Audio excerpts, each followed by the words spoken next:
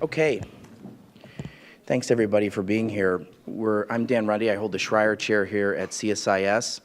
We're going to be talking about Media Matters, how media, connectivity, and an open internet are changing the world. I think the issue of an independent media, free communication is an important part of democracy and good governance. It's about holding governments accountable. It's about private enterprise. There's a whole series of important functions that an independent media, both traditional media and new media, play. The United States has played a number of roles in encouraging the proliferation of independent media and free media in a number of quiet ways, working through democracy and governance partners, through AID funding, through the State Department. Some philanthropy and some companies do this, though I think it's primarily has been a U.S. government and ODA type function, a foreign aid type function. So I think it's a particularly interesting panel. Very thoughtful folks. You have their biographies in front of you. We have Jeanne Bourgault, who's the president of Internews. We also have Ambassador Carlos Pascual, who's the former U.S. ambassador to Mexico and Ukraine. And we also have Masood Farivar, who's the chief of the Afghanistan Service for the Voice of America.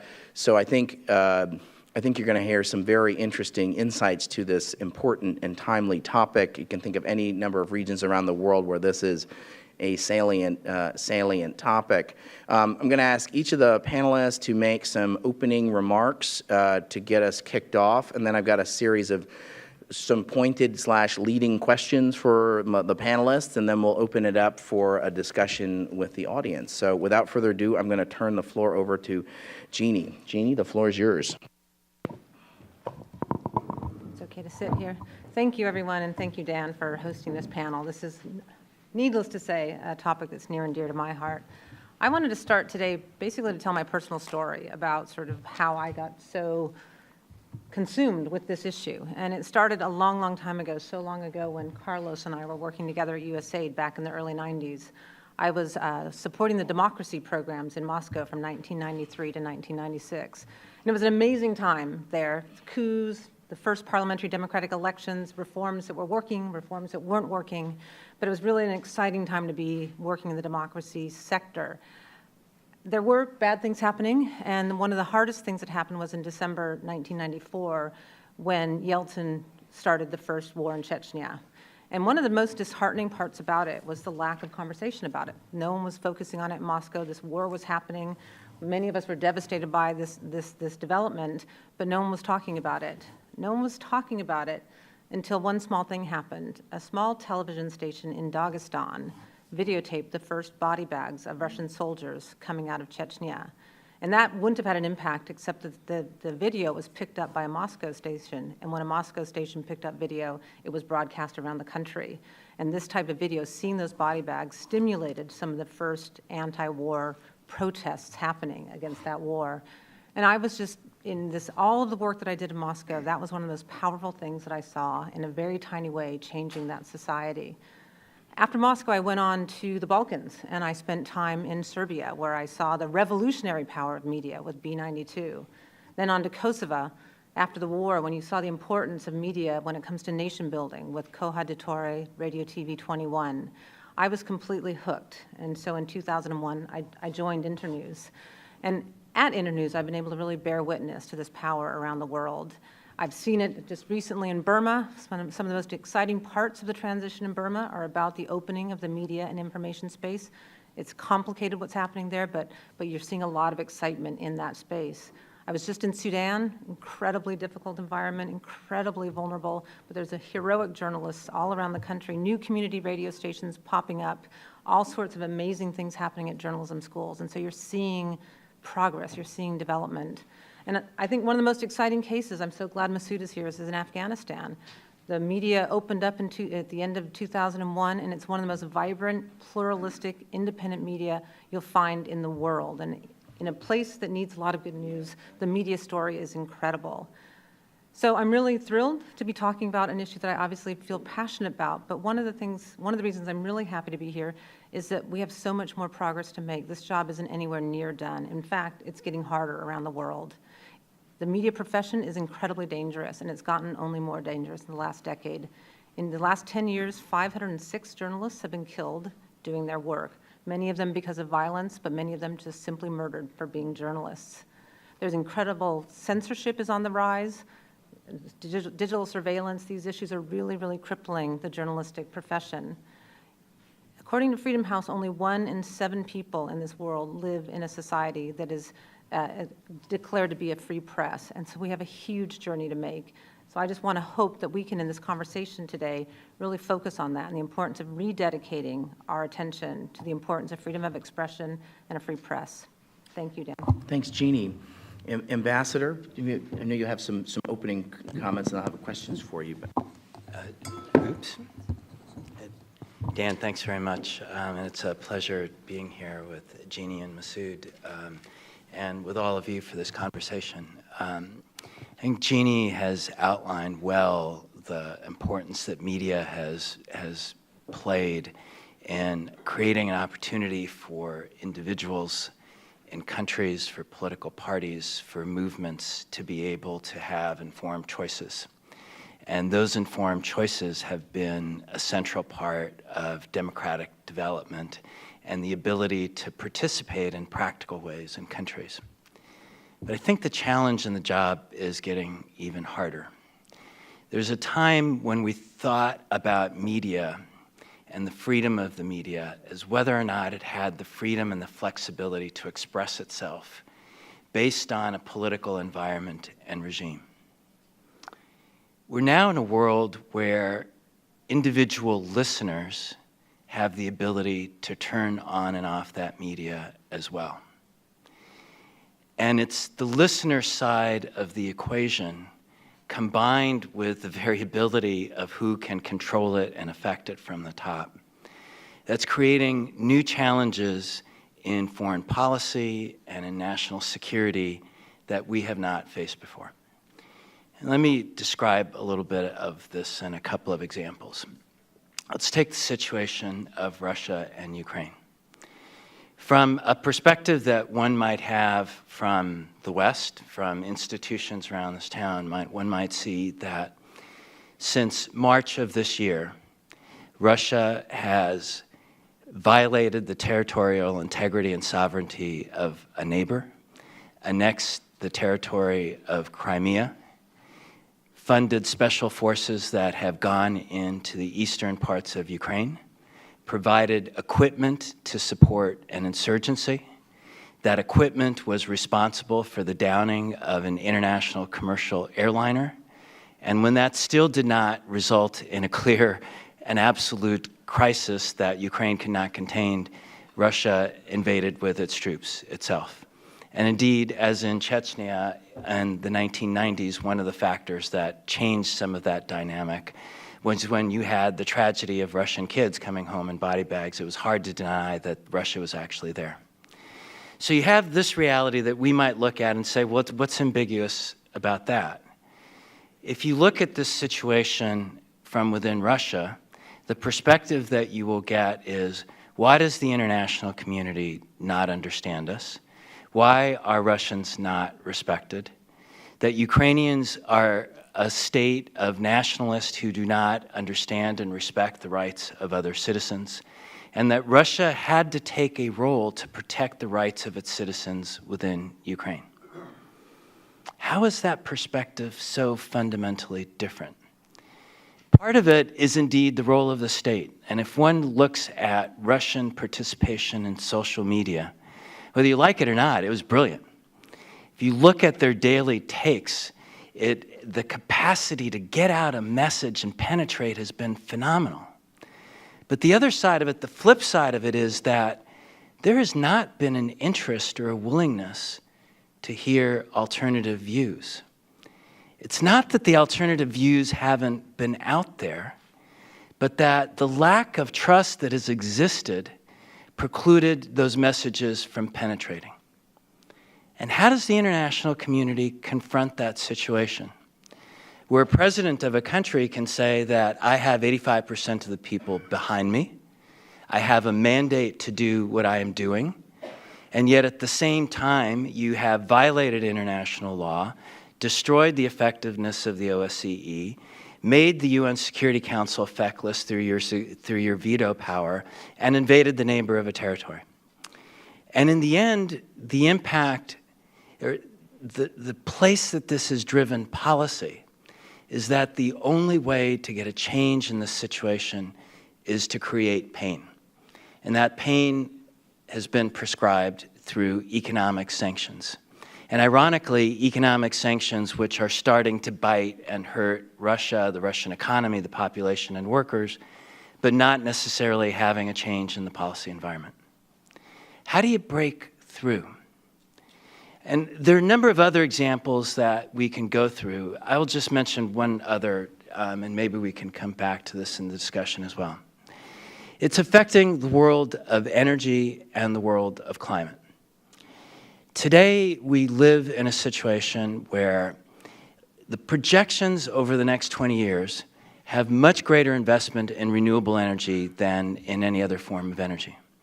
And yet, at the same time, the way that that translates into actual generation capacity, renewable energy isn't keeping up, it isn't going fast enough, and we cannot find a solution to climate change unless we radically change the incentives for investments in individual countries, and in particular Asia. And if you look at Asia, the story is coal. In India, the consumption of coal is rising 4 or 5% a year. In Southeast Asia, coal is going to go from 28% of the fuel mix to close to 50% of the fuel mix. And why? Because it's not competing. If you look at it from a perspective of what projects generate the best returns from investors, it's still renewables have not been able to compete. It has been very difficult to have that discussion and debate because it is taken, in some cases, as a lack of belief in the importance of renewable energy and the potential for its competitiveness. It's not that one doesn't believe in the potential of renewable energy. It's that, in the end, when you've got banks and private investors making investment decisions, their decisions are going to be based on what projects give them the best rates of return.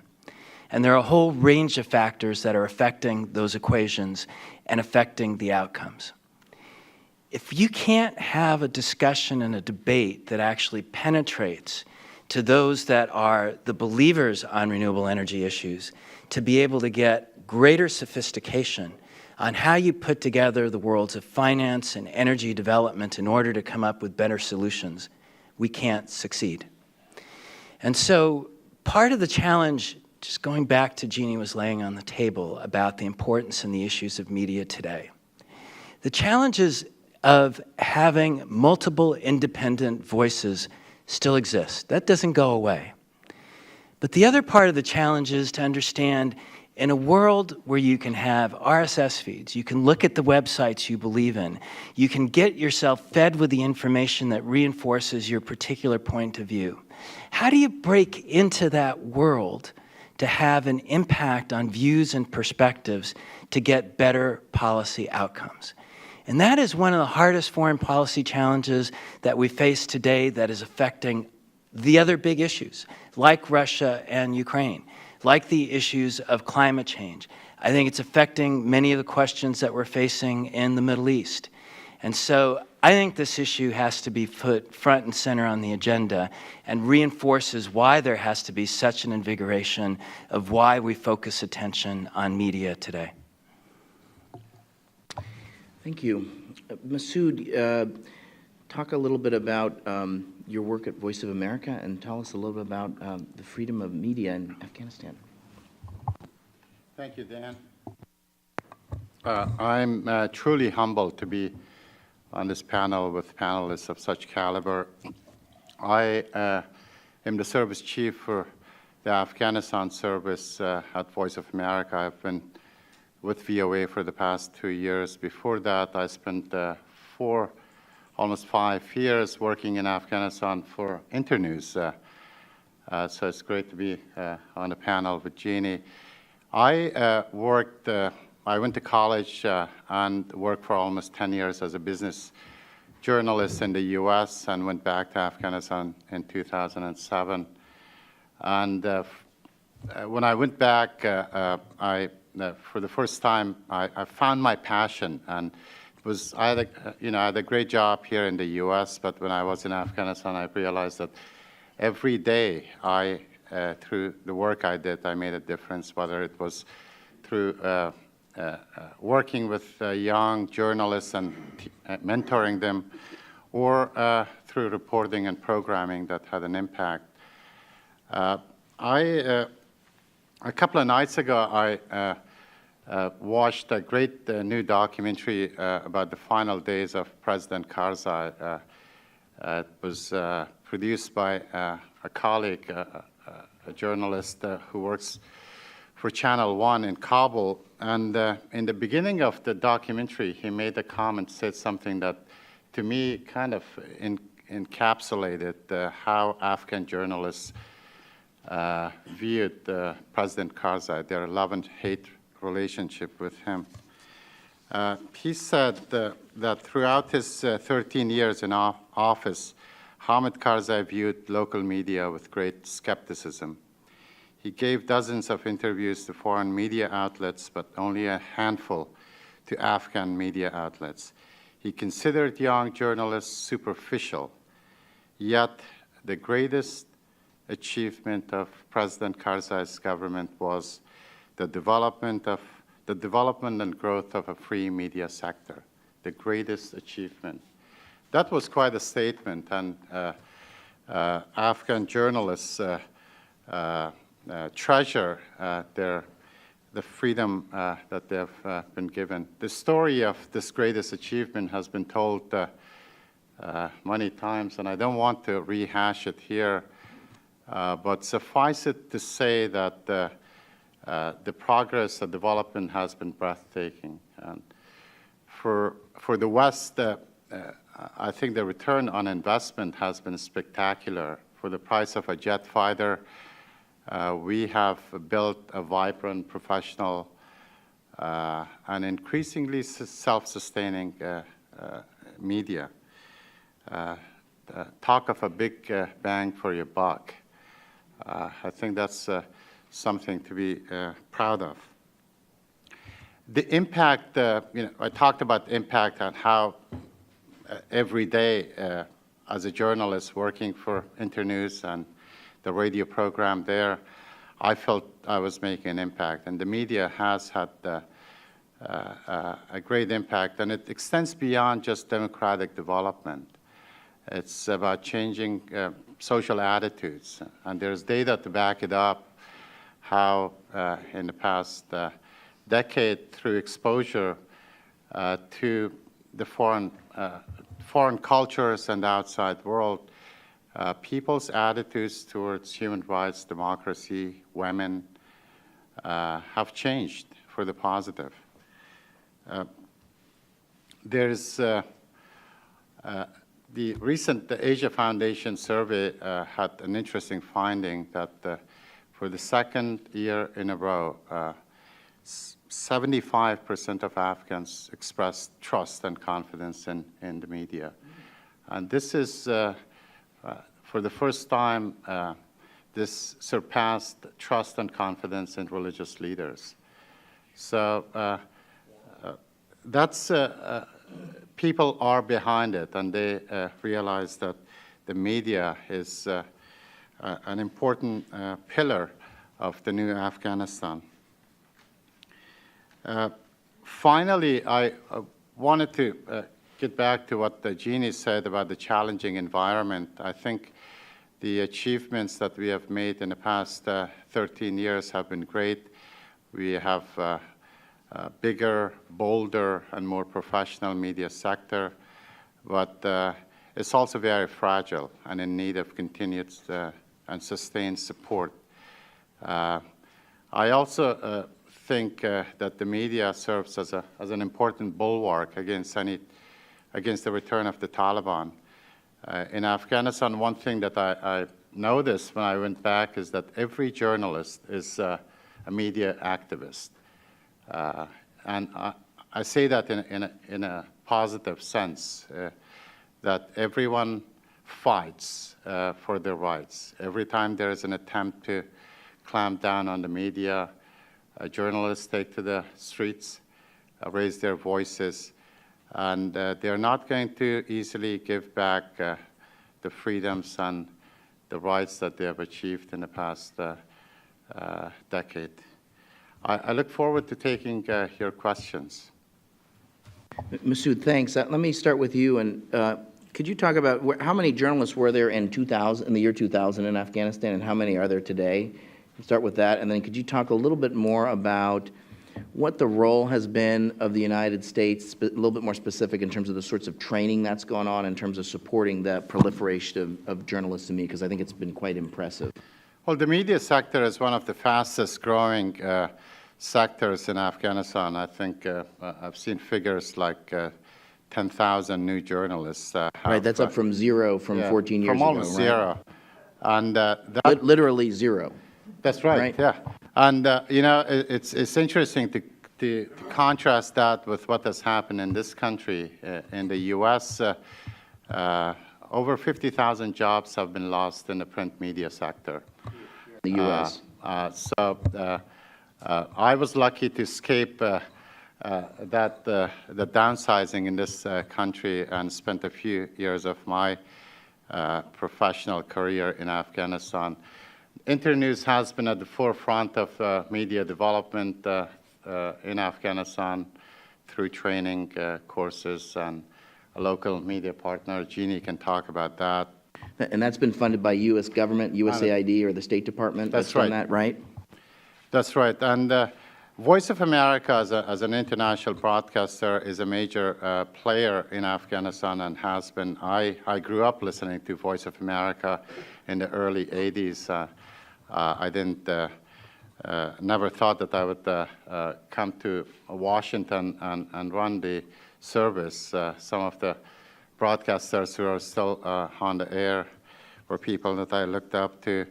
And I think, you know, at Voice of America, at the institutional level, there's a lot of soul-searching going on about the organization's mission. Some of you may know about the new legislation on the Hill that tries to reorganize the agency. But at this Afghanistan service level, I think we have a very a clear head about what is it that we want to accomplish in Afghanistan. And that is to engage and inform audiences in support of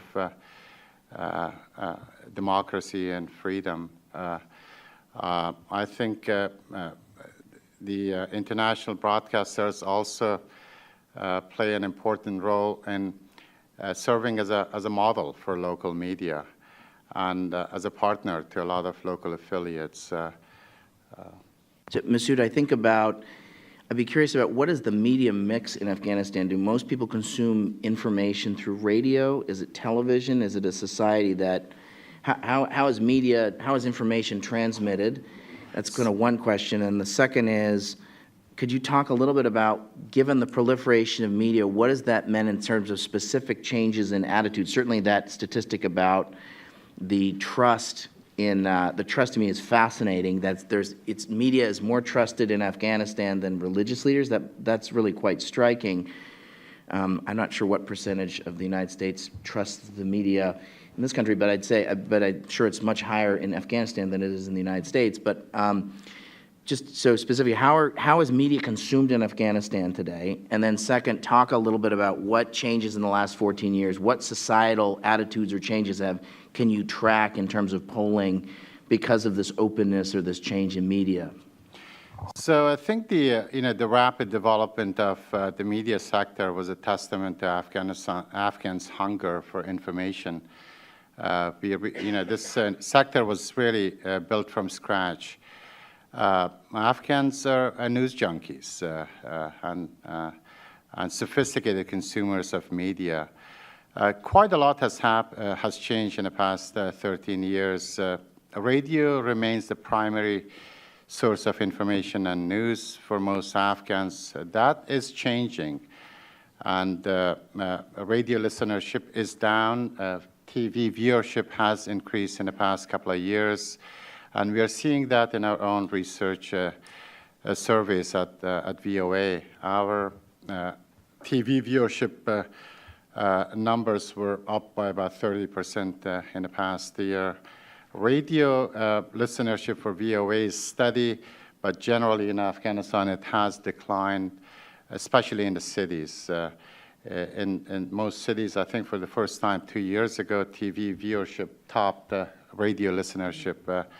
But when you get out of major population centers, radio really remains the primary source of information. I think radio will remain important for at least another generation in Afghanistan. At VOA, there's been a strategic focus on TV and digital media in the past couple of years, and that is in response to changing audience habits. VOA was primarily a radio broadcaster, but now most of VOA's audience comes from TV and digital and not radio. But in terms of the impact that the media has had in Afghanistan, I think the primary impact has been the contribution to a democratic society. You can't have democracy without a free press and vice versa. Public education has been another important role that the media has played in terms of informing and educating audiences, citizens about the new Afghanistan, the new democratic institutions, and the rights that they have achieved. Afghans are, are polite but have very strong opinions, and you can hear that and see that on TV and radio every day. Social media has seen a dramatic increase and growth in the past couple of years. In the most recent election this year, in both rounds, social media played an important role, both positive and negative. I think it's was served as a double-edged sword. Social media can be a unifying force as well as a polarizing force. It is what you make of it. But that's a small segment of the audience, but it's rapidly growing. And at VOA, we are allocating greater resources to digital media. Masood, let me push on one last question, which is there a VOA equivalent for either India, Pakistan, or Iran? How do those three actors support or engage in media activities in Afghanistan? Well, all those three countries have a broadcast into Afghanistan. Pakistani radio has a program in Dari and Pashto for Afghanistan. All India Radio has a program in Dari and Pashto, but they're not really major players. Iran, on the other hand, is a major distributor of media in Afghanistan, especially in Western Afghanistan, where audiences, TV viewers can get Iranian TV. And at the national level, there are Iranian TV programs. So Iran is a major player, but Pakistan and India are not. Great, thank you very much. Ambassador, you were ambassador both to Mexico and Ukraine, and you've touched on some of the challenges in Ukraine. Could you talk a little bit more in the case of Ukraine about the role of if let's call it propaganda, in terms of, you certainly touched on, if you could just talk a little bit about how sophisticated some of the adversaries, if I can put it that way, are in terms of using propaganda, and how should independent media respond to this? How should the United States be supporting an independent media that may not necessarily agree with us on everything, but how do we support sort of responding so that the narratives aren't dominated by folks that frankly are speaking a lot of untruths or pushing an untruthful line, but dominate the media? That's one question. in the context of Ukraine and Russia. But if you could talk, there's been a number of scandals around corruption and violence in Mexico in the last several months that have had a media component. If I think about the scandal with the First Lady, some of it had to do with her deciding to talk to a gossip magazine about her home, and that's led to a whole series of events. And to talk a little bit about how the role of media has been played on that, as well as in the case of some of the terrible violence that's happened recently with those students in Mexico. Talk about what role the media has played in some of that, and how independent media has had a role in that. So Ukraine, Russia, and propaganda is one question, and then in the role of independent media in some of these scandals in Mexico. Two small issues. Two easy ones. You know, it's on. On Russia and Ukraine, you almost have to think about three different audiences that you're working with and trying to deal with at the same time. There is a Russian audience, which in and of itself has its diversity. There's a Ukrainian audience, and in that Ukrainian audience you have its own diversity, and in particular, how does the Ukrainian media and the Ukrainian leadership relate to the populations of the East and the South? And then you have an international audience, particularly Europe and the United States. And if one wanted to, one could almost go even further, because there is yet a wider international audience that looks at this situation and sees a different type of storyline, of a David and Goliath type of story. And so you can't lose track of all of those pieces. I think one of the things that is a challenge in the media world that we're dealing with today is that, first of all, we've got so much that's played out in the 140-character world.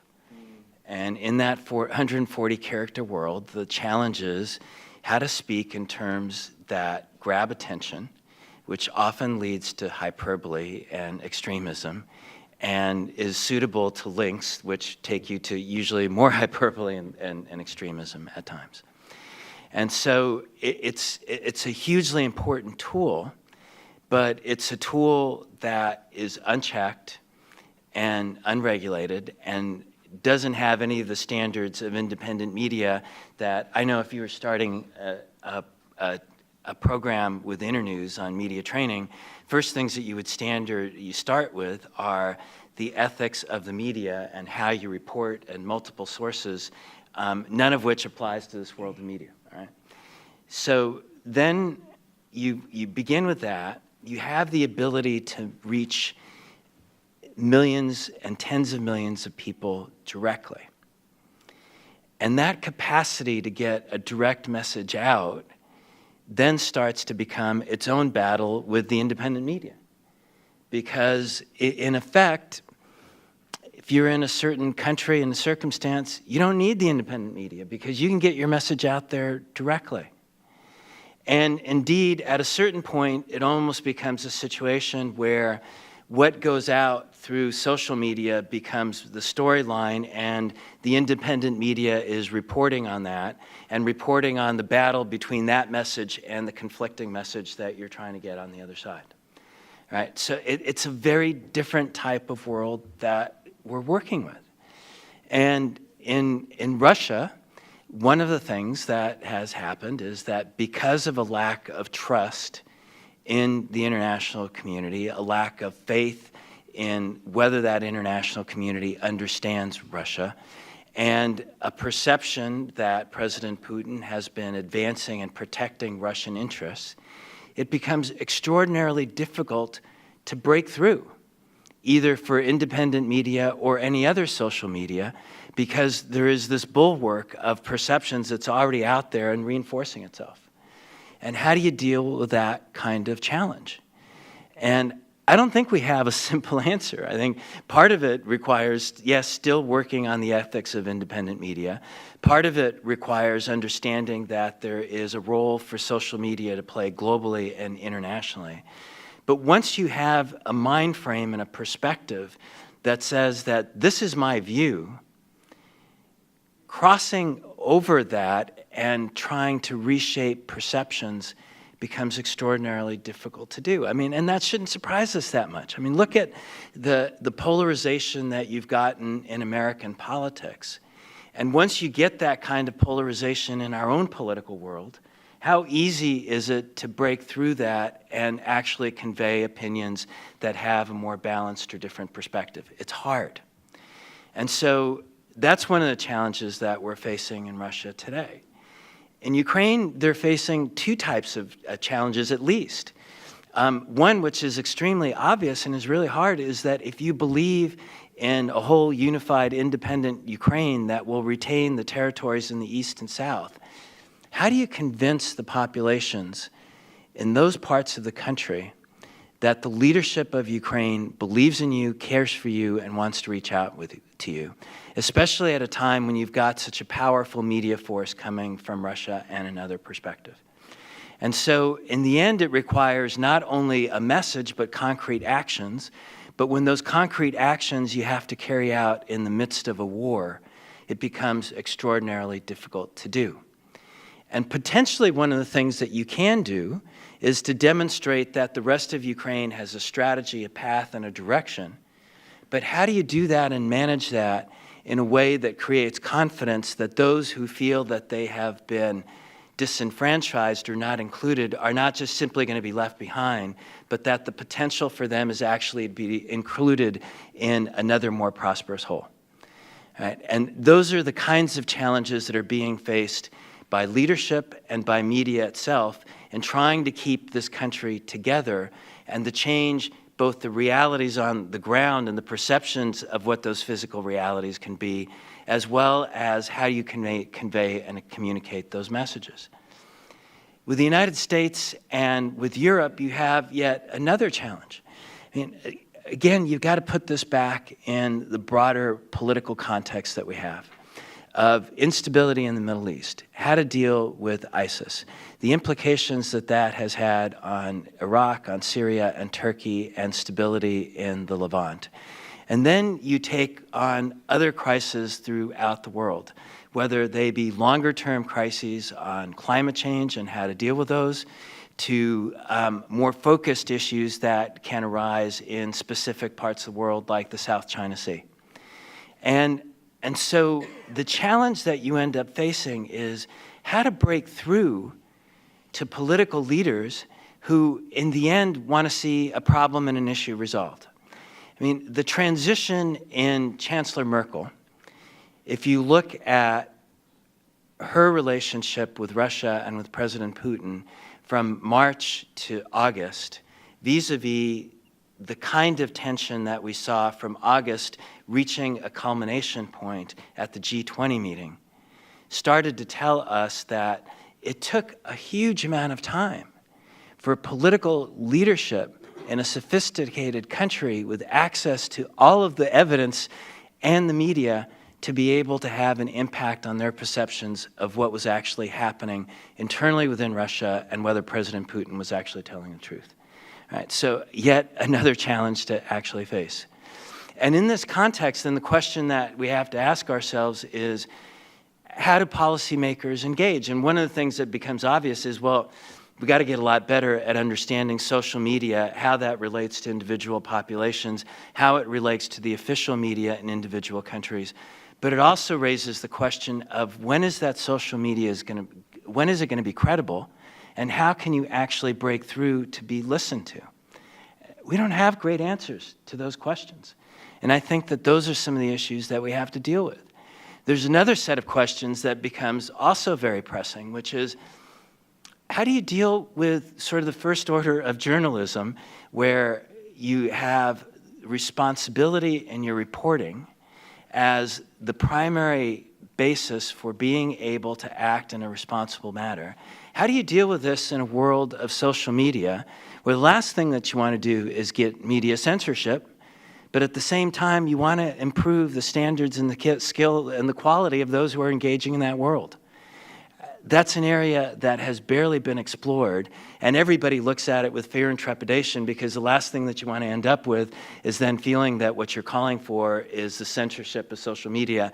And believe me, there are enough states that actually want to be able to do that, that it's a real dangerous road to actually go down. So I'm not giving you a huge number of answers on these issues, because I don't think we have the answers. And what we've been seeing in the past months is reflective of the fact that we've got a lot of big problems and challenges, and we haven't figured out how to step up to them and be able to handle them in the most effective way, going back to Jeanne's earlier point. I don't know if you want me to stop there before I keep rambling on and going No, but I think to Mexico for a I second. might come back to you about Mexico, but I think thank you for that. That is a very complete answer. Thank you. Jeanne, I want to come back to this issue of censorship, because I think this is the point that the ambassador was talking about in the case of Russia, and the issue of regulation and government interference. Could you, I know this has sort of been rising on your radar screen. Could you just talk a little bit further about that? When I think of Argentina, a country I know well, there's been sort of increased government interference in the media.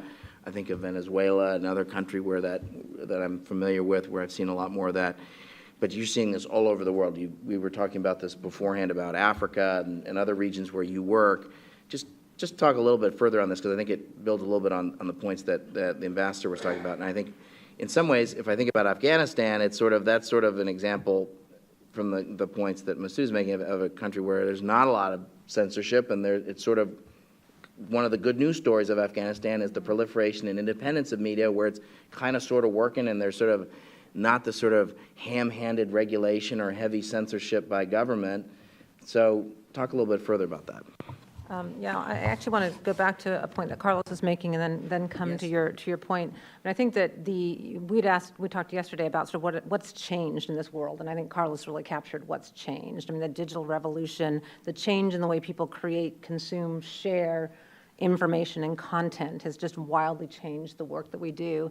And we are really struggling as an organization and as a field to assess sort of where are those pressure points? Where do we find the place that actually can help inform debate, do all the things that we knew the media did years ago, and sort of refill that. And I think we're in a period of transition, but as we were saying back there, I'm also an optimist. I mean, you do see the rise of importance in content. I mean, sort of people are starting to, after lots and lots of sort of flux, are starting to go back to the content producers that they trust. And I think the issue of trust, the issue of media literacy, these issues are what are going to drive us forward going in. So at Internews, we're spending a lot of time thinking about what we call sort of information ecosystems, that actual flow, that trust, where people turn to make actual decisions, not just their fun Facebook feed, but actual decisions about their lives. And so we're really exploring that so we can figure out how to change these issues. I think the censorship issue is really interesting because it's hitting us at a lot of different ways. I mean, censorship has changed a lot.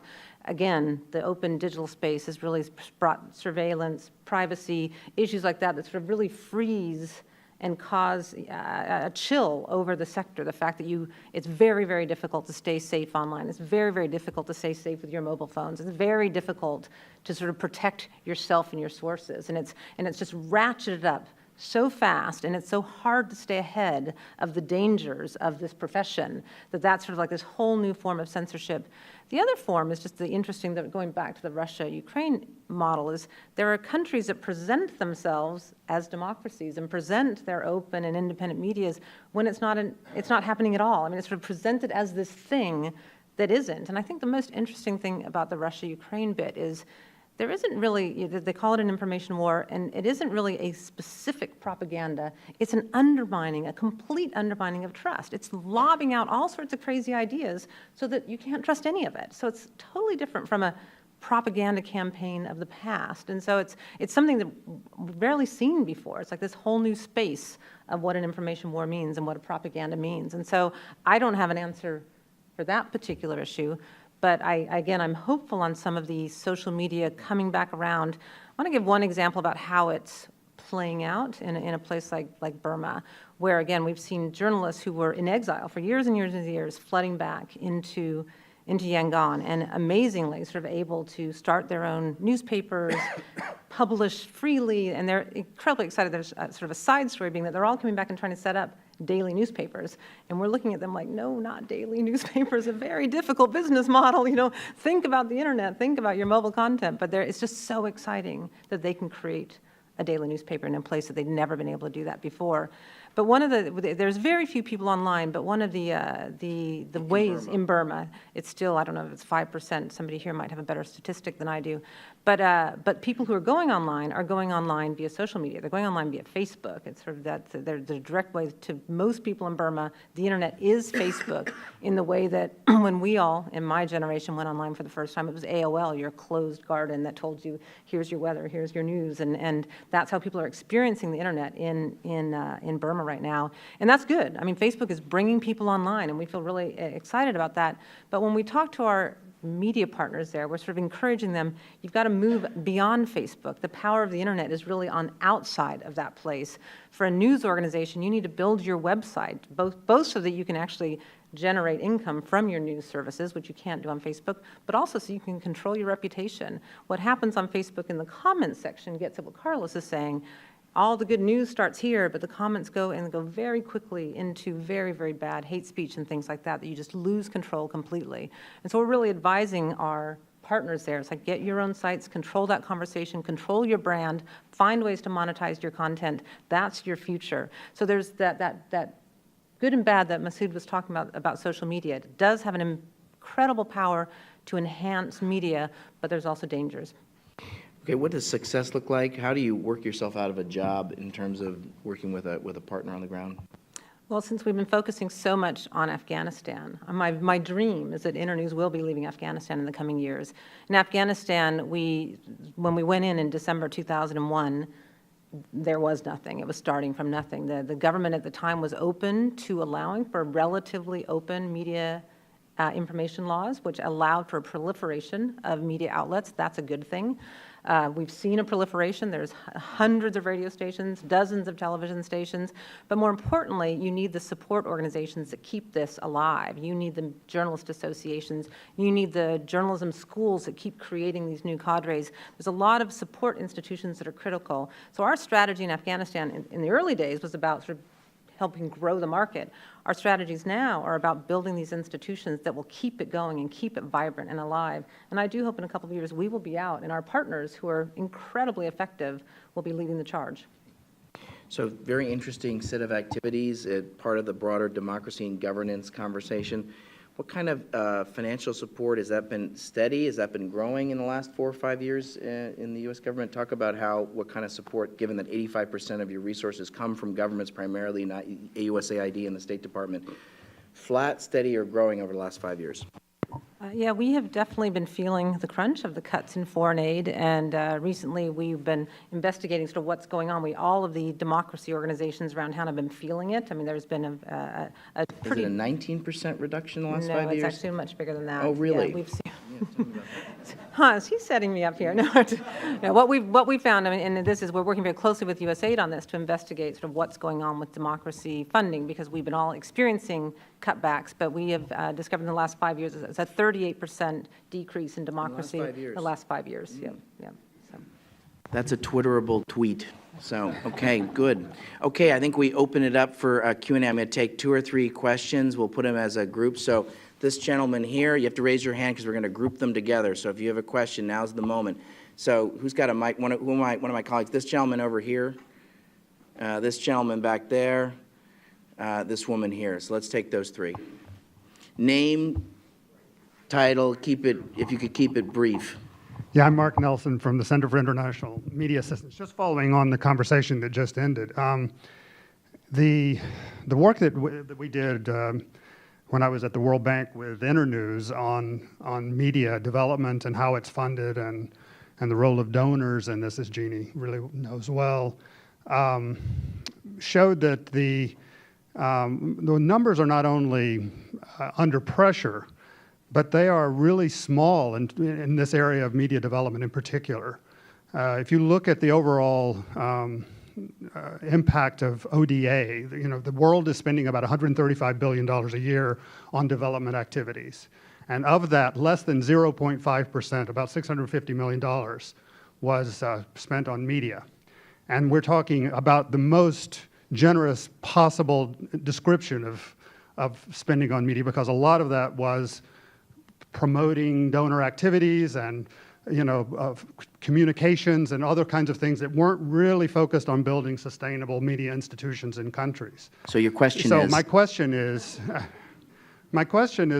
are we spending enough in this area? Is it vastly underestimated as an area for foreign policy, for overseas development assistance, and as a priority Thank of you. our overseas policies? Great. This woman here. Hi, my name is Heather Andrews, and I'm a doc student at George Mason University in international education, and my interest is digital and media literacy. And you talked a little bit about critical or media literacy, and I obviously come from an education background. So as you said, to have a functioning democracy, we want a free media, but I believe we also need a critically literate citizenry who's willing and able to use media literacy skills, like how to deconstruct the message, identify bias, stereotyping, who's left out of this message, etc. So I wonder what you know about efforts to promote the explicit instruction of critical media literacy in countries, and if there's a lot of will to do that, or if it's really just kind of one-off teachers or small organizations who have to kind of push this through. Thank you. Okay. And this gentleman back there. Hi, my name is Mustafa Murad. I work with an organization called One Global Economy, a nonprofit here. I'm not into media per se, but I am in development, so I'll stick by that. My concern is really the poor and the underserved, who have been let down by everybody across the board. Their issues are not represented. They are not represented. And that, in my opinion, has a direct connection with trust. You trust somebody when you think he understands you or covers you, and their issues are not covered in favor of the more glamorous things, ISIS and whatever, right? So my question is, how do you make progressive media, if you will, more than a conversation among like-minded people? I'm speaking particularly about Egypt, where this is definitely the case. Thank you. Thank you very much. Why don't we just take those three? So, Jeannie, I'll give you a chance to respond. Yeah, it's a diverse group of things. I'll just thank Mark Nelson for making the plug that I was going to make at the end of it. Is there enough resources going? No. The answer is a very simple no.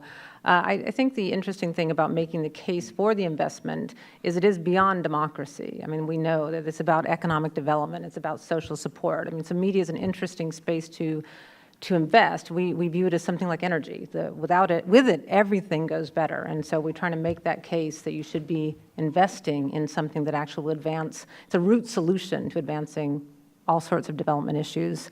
The literacy issue, just quickly, have not seen a robust investment. What is this thing? Media literacy is understanding what you're reading, understanding what you're seeing, and it's getting more complicated. Actually, getting to Mustafa's point, it's as stories become more complex, as the media ecosystem gets more complex, media literacy is a lot harder, and particularly these days, I mean, there's this amazing other fantastic thing happening in the media space is just the proliferation of data, and data, which is such a powerful storytelling tool, and sort of pulling data from governments and pulling data from this social media, and people are relying increasingly on lots of graphs and pictures and visualizations. So there's other issues. It's not just media literacy, it's graphicacy, it's numeracy, it's understanding these visuals that are coming in really complicated ways. And so I think the future of our work will have a lot more of that and pushing that along. Going to Mustafa's point, the vast majority of the people that we work with are in that wildly underserved constituency. 60% of the world is still offline. So we talk about the social media problem, but 60% of the world is offline still. So there's a vast majority of people are not even part of that conversation.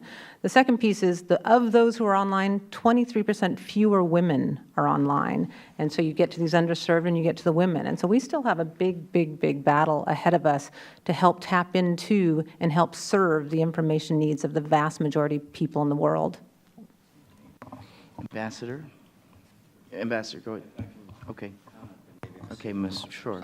I think the point about media literacy is an important one. In Afghanistan, there hasn't been any systematic effort to promote media literacy.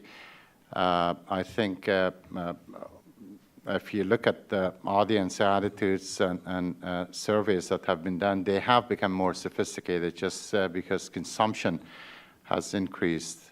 Media literacy should also, in Afghanistan as in other places, encompass social media literacy. You know, how do you verify and content that you get on social media? And that has been an issue in Afghanistan, you know, even during the recent elections at the height of the crisis.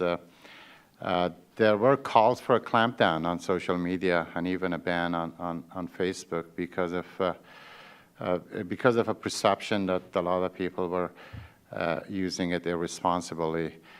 So I think it also as part of social media literacy, ethics training is also an important one that the ambassador mentioned. If we want to continue to promote social media and access to social media, it's important to promote ethics of social media use. I'll just add a couple of things. First, on the just putting the issue of spending in perspective. There's more capital that leaves Africa as a result of corruption and capital flight every year than foreign direct investment and foreign aid combined. Right? And a huge amount of that actually goes from countries that are resource-rich countries.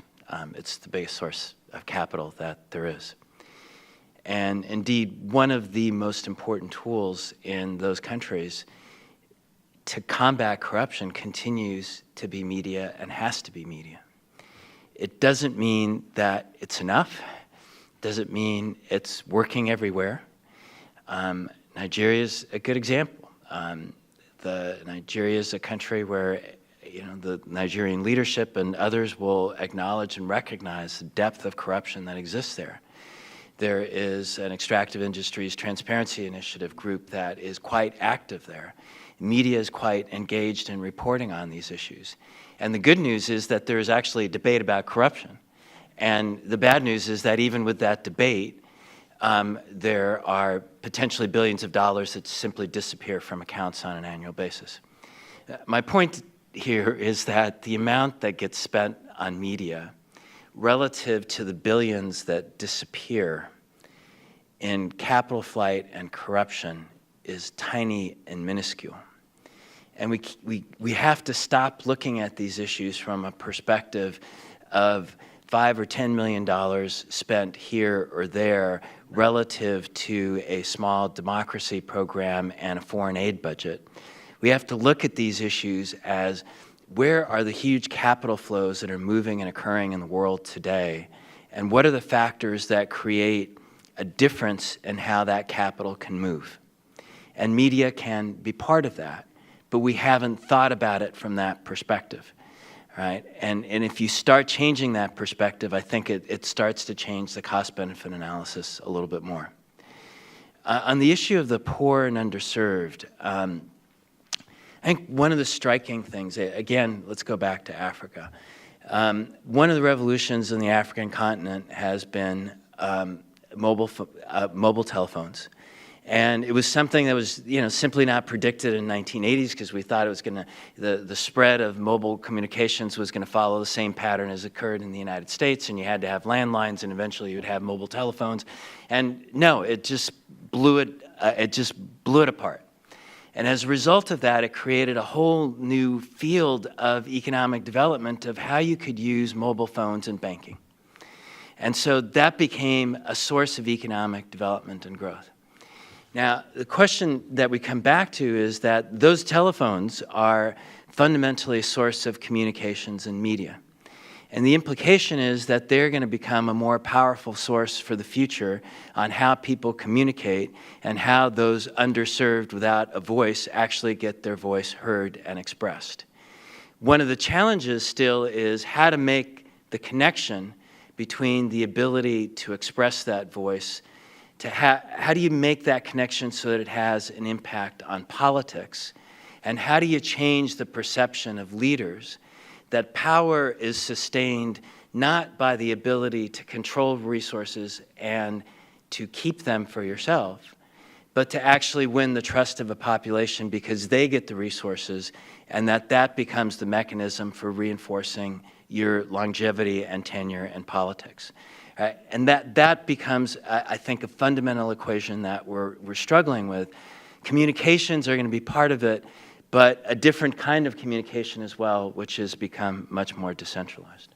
Thank you. Let me have one last question for Jeanne based on this discussion. I think the ambassador is absolutely right that, you know, there's much, actually in the last 3 years, foreign direct investment has outstripped foreign aid to Africa, and it's probably not going to change. As of 2007, remittances has outstripped ODA in Africa, and so I think we're in a different world. And so we should think about, you know, foreign assistance as a catalyst. 85% of your budget comes from governments such as the United States and others, and I suspect this is a tricky topic. It's not impossible to get corporate funding for, but this is something that oftentimes requires sort of risk capital that governments like the United States can provide in terms of assistance.